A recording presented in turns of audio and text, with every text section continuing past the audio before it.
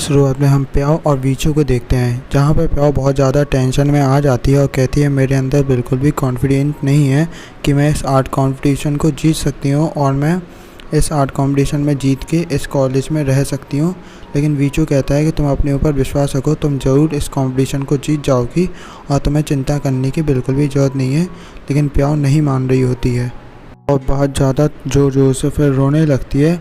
वीचू कहता है तुम बिल्कुल भी चिंता मत करो, मैं इस कंपटीशन में तुम्हें कैसे भी करके जितवा दूंगा और इस कंपटीशन में मैं तुम्हारा टीचर रहूँगा और मैं तुम्हें आर्ट करना भी सिखा दूंगा। लेकिन प्याव को ये लगता है अब जो मेरा एक और चीज़ का टीचर बन चुका है तो वो और ज़्यादा तेज़ रोने लगती है।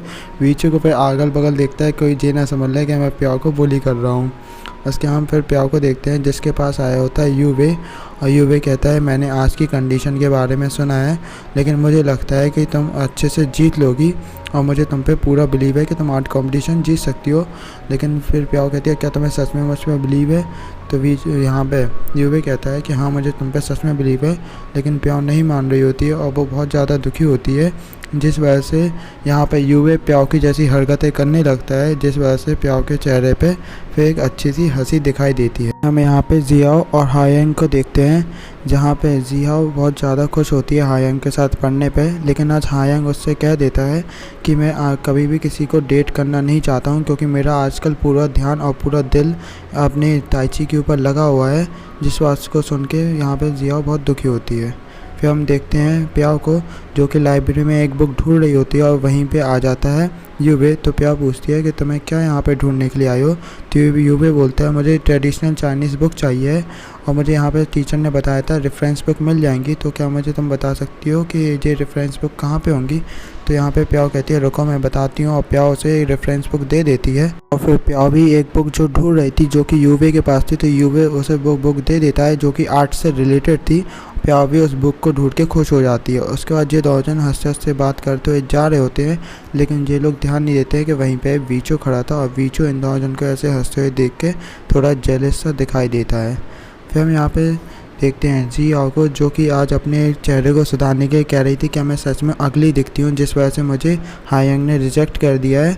और वो कहती है मैं अगली तो नहीं हूँ, चलो मैं ठीक है खाना कुछ अच्छा बनाना सीख लेती हूँ, जिस वजह से मैं खाने से ज़रिए हायंग को जीत सकती हूँ, क्योंकि इन लड़के का पेट ज़्यादा भरने से वो लव में पड़ जाता है, उसका ये मानना था।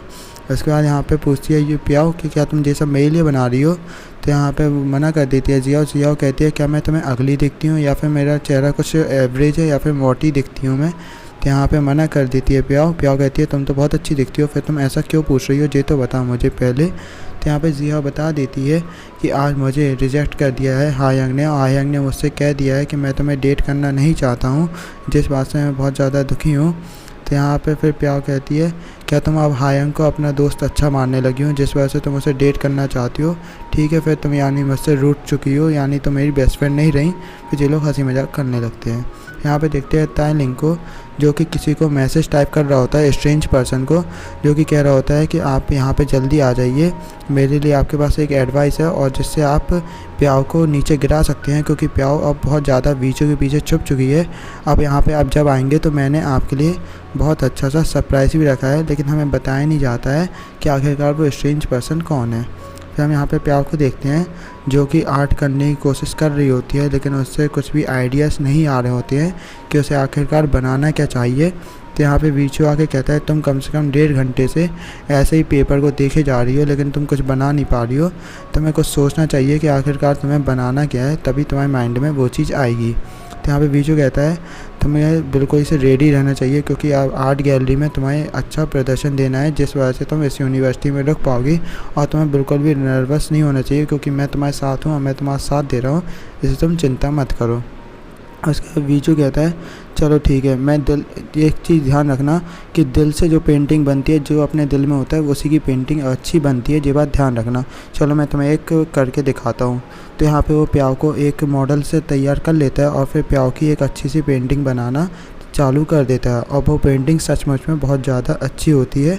उसके बाद जब प्याव आके वो पेंटिंग देखती है तो वो कहती है यानी कि मैं तुम्हारे दिल में यानी बुरी नहीं हूँ, तुम बस बाहर से मुझे बुरा समझते हो ना, यानी मैं तुम्हारे दिल में बहुत अच्छी बन के बैठी हूँ।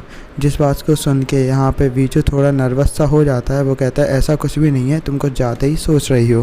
प्याव कहती है चलो अब तुम जाके वहाँ पे खड़े हो, मैं तुम्हें अब अपना मॉडल बनाऊँगी और मैं अब तुम्हारी आर्ट बना के तैयार करूँगी।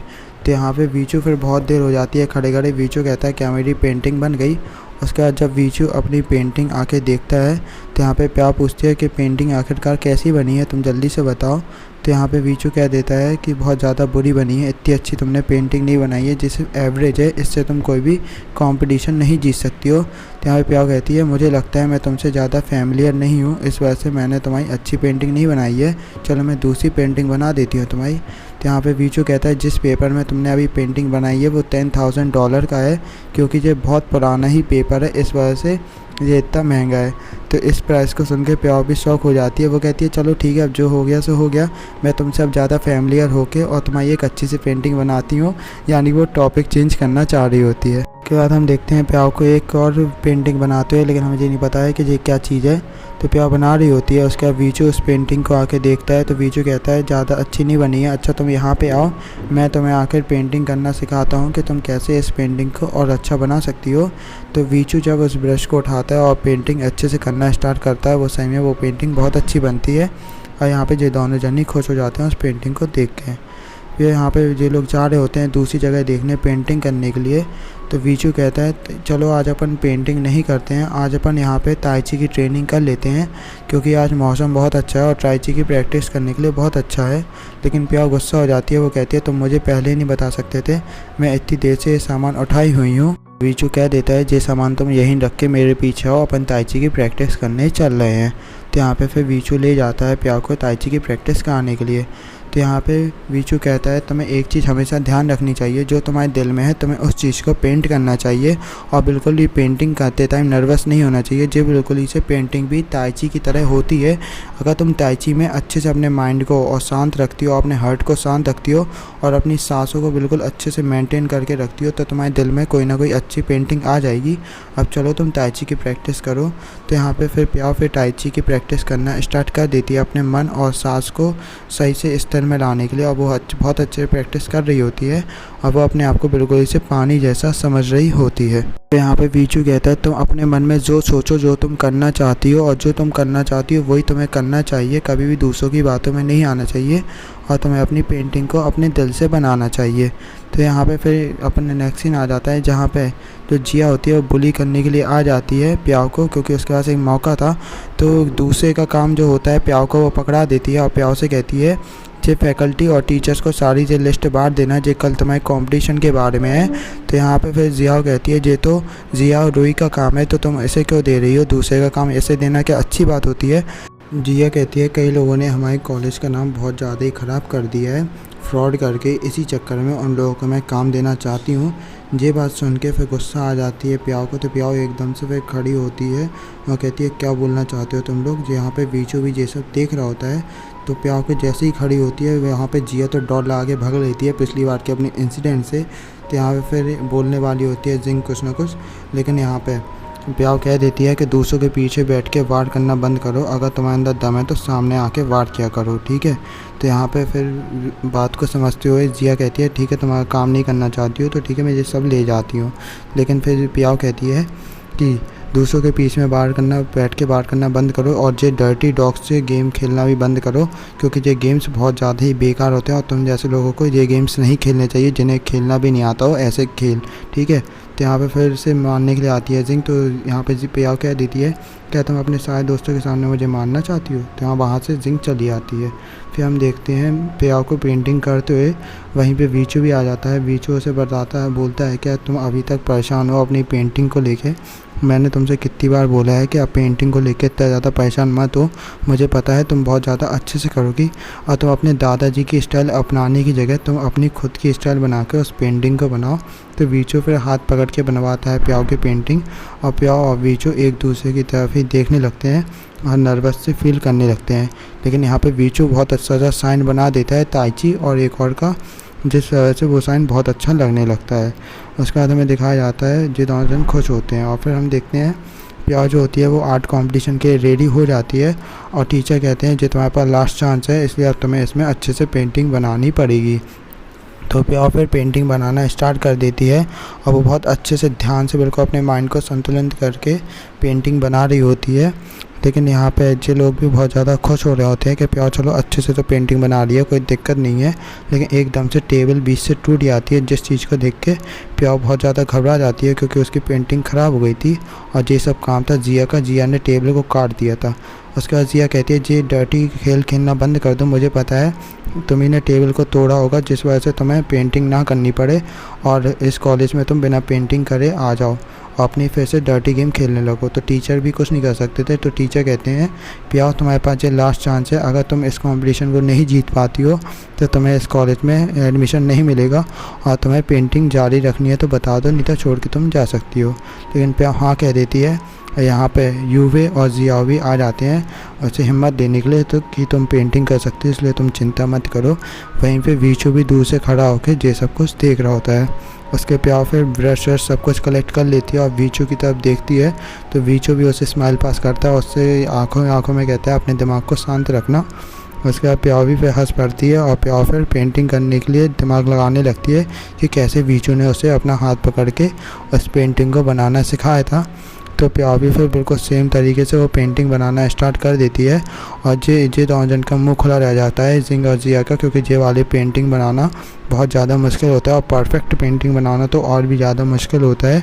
टीचर ये पेंटिंग देख के बहुत खुश हो जाते हैं। वो कहते हैं कि जे तुमने बहुत अच्छा पेंटिंग बनाई है, इस पेंटिंग को देख के मैं तुम्हें कभी भी रिजेक्ट कर ही नहीं सकता हूँ, इसलिए तुम अब इस कॉलेज में रह सकती हो, इसलिए तुम्हें अब चिंता करने की ज़रूरत नहीं है। यहाँ पे फिर प्याओ बहुत ज़्यादा खुश हो जाती है और कहती है मैं थैंक यू कहना चाहती हूँ सभी लोगों का जो लोग भी मेरा सपोर्ट करने के लिए आए थे, लेकिन मैं उन लोगों से भी माफ़ी मांगना चाहती हूँ क्योंकि मैंने ये सब कुछ आप जैसा कि मैंने बता चुकी हूँ जानबूझ के नहीं किया था।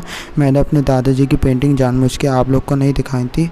और यहाँ पे प्याओ बहुत ज़्यादा रोने लगती है। वो कहती है कि लेकिन मैं आज के बाद ऐसी कभी भी गलती नहीं करूँगी और प्लीज़ आप लोग मुझे एक और चांस दीजिए आप लोग के बीच रहने का। लेकिन आज मैं उस इंसान का शुक्रिया ज़रूर कहना चाहूँगी जिसने मुझे हमेशा साथ दिया है और ऐसे मुश्किल वक्त में भी मेरा साथ छोड़ के नहीं गया था और बिल्कुल भी मेरी तरफ हार्श बिहेव भी नहीं किया था। प्याओ बहुत ज़्यादा रो रो के बोल रही होती है और ये सब वो बोल रही होती है वीचू के लिए, और वीचू भी ये सब सुन रहा होता है।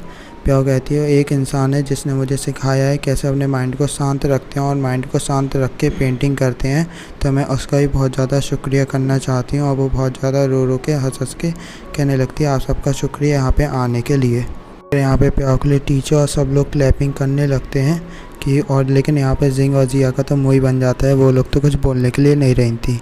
फिर हम प्याओ और वीचू को देखते हैं जो कि प्याओ सफाई कर रही होती है वीचू के घर पे। तो वीचू कहता है कि तुमने मुझे अभी तक थैंक यू नहीं बोला है, तुम्हें एक बार तो अपने मास्टर को थैंक यू बोल देना चाहिए था। तो यहाँ पे प्याओ बोलती है क्या तुम बच्चे हो जो तुम्हें थैंक यू सुनना पसंद होगा। तो यहाँ वीचू कहता है मैं तुम्हारा मास्टर हूँ इसलिए तुम्हें थैंक यू अच्छे से बोलना चाहिए।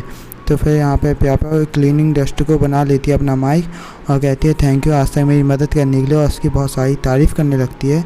उसका वीचू कहता है चलो अपन खाना खाने चलते हैं कहीं पे। यहाँ पे प्याओ कहती है लेकिन जगह मैं चुनूँगी, और बेचारी इतना सारा खाना मंगा लेती है कि जैसा कि आप देख सकते हैं कि कितनी सारी डिशेस टेबल पे और यानी कि अपन को स्क्रीन पे दिखाई जा रही होती हैं।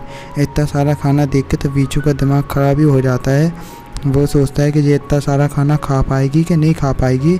और यहाँ पे प्याओ फिर बताने लगती है खाने के बारे में अच्छी अच्छी चीज़ें और कहती है मैं अपने दादाजी के साथ यहाँ पे खाना खाने आती थी और मेरे दादाजी और मैं इतना सारा ही खाना खाते थे, इस जगह का खाना बहुत ज़्यादा ही अच्छा है। और फिर वो कहती है तुम्हें भी इस जगह का खाना खाना चाहिए और मेरे दादाजी की तरह थोड़ा और ज़्यादा स्ट्रांग हो जाना चाहिए। और फिर वो खाना खाने लगती है। तो यहाँ पे वीचू कहता है क्या तुम्हें पता है इस खाने के अंदर कितनी ज़्यादा कैलोरीज होंगी और तुम्हें इसके बाद कितनी सारी ट्रेनिंग्स भी करनी पड़ेंगी जो तुम ये खाना खा रही हो। तो यहाँ पे प्याव बोलती है इससे कोई फ़र्क नहीं पड़ता है, मेरे लेग्स मेरी हर चीज़ है और मेरी बॉडी है, तो तुम्हें इससे क्या फ़र्क पड़ता है, मैं ट्रेनिंग सब कर लूँगी, लेकिन मुझे अभी आराम से बैठ के इस खाने का मज़ा लेने दो। उसके बाद प्याव जो होती है वो खाना खाने लगते हैं वीचू को चढ़ा के, क्योंकि वीचू नहीं खाता इतना स्पाइसी खाना। फिर हम प्याव को देखते हैं जो कि ट्रेनिंग कर रही होती है। उसके बाद वीचू कहता है तुम्हारे माइंड में मैं कौन हूँ। तो यहाँ पे प्याव सीधा सीधा बोलती है तो मेरे दिमाग में एक घोस्ट की तरह हो, वो भी बहुत बेकार घोस्ट, छोटे मोटे घोस्ट नहीं हो तुम। तो यहाँ पे वीचू कहता है चलो ठीक है, घोस्ट के अच्छे होते हैं। यहाँ पे प्याव कहती है कि घोस्ट अच्छे नहीं होते हैं, डेविल तो कभी कभी अच्छे भी हो जाते हैं, लेकिन घोस्ट कभी भी अच्छे नहीं होते हैं, वही तुम हो। और वीचू इन बातों को सुन के हंस रहा होता है। यहीं पे जो एपिसोड एंड हो जाता है।